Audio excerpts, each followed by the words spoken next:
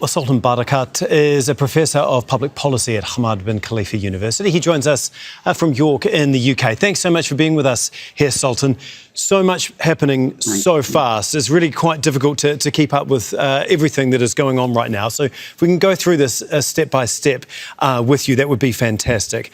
The last we've heard is that Israel has struck Iran at least with 2 more strikes in the last half hour or so.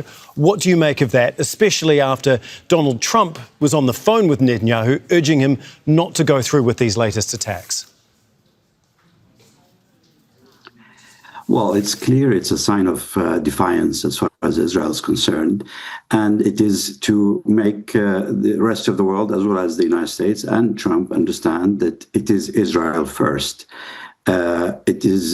Trump would not have announced a ceasefire without having discussed it in some detail with the Israelis and the Iranians. And as we've just heard in the report, most likely also maybe through the Qataris played some kind of role in facilitating the discussion with Iran.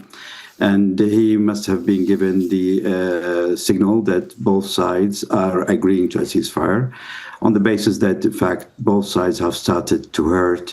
Not necessarily equally, but there is a degree of hurt. Particularly in the last few days, the damage suffered by Israel, their inability to intercept all the missiles have become greater. So clearly we're looking for a way out.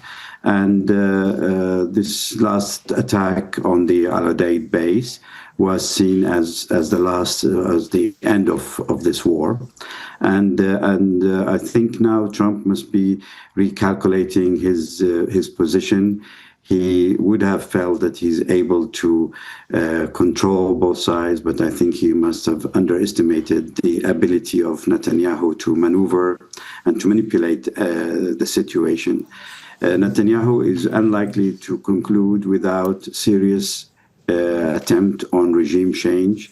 He understands that the continuation of the current regime in Iran will mean that if there is an attempt to create a weapon of any scale, it will be accelerated. Sultan, obviously Trump and Netanyahu have had a very close relationship, as does Israel and the United States, obviously. But Trump says he is even more angry at Israel than Iran at this point in time, which is really quite remarkable when you consider how tight they have been. What sort of damage does this do to the long-term relationship, not just between the two leaders, but between the two countries as well, do you think? Well, he must be very angry because he has bent backward to satisfy Netanyahu and the Israeli lobby in Washington.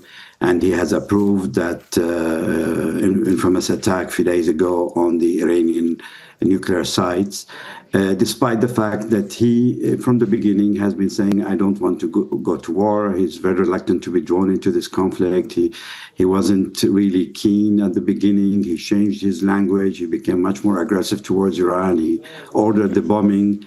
And he would expect at least that Netanyahu would listen to him, and at this stage will try and see these things from his perspective, where he is thinking of America first. And America first means that the Gulf has got to remain stable, secure. The energy flow has got to continue. The price of oil globally needs to be under control.